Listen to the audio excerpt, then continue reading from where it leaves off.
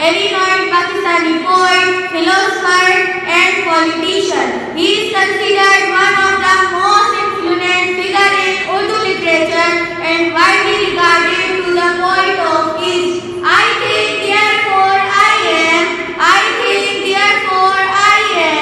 rise and shine, O morning breeze. The fast is my country, the fast is my country, I am a sinner, O Lord. Allama Muhammad Iqbal was born on 9 November 1877 in Sialkot, Punjab, British India. He received his early education in Sialkot and later his higher education in the Government College of Lahore and the University of Cambridge. Iqbal was a strong advocate for the rights of Muslims and played a key role of the Muslim of the separate homeland Pakistan. His famous Allahabad address in 1930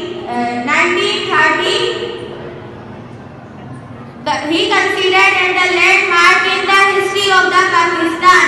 The child of clay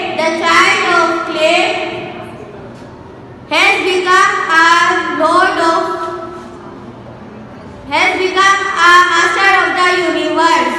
The drop of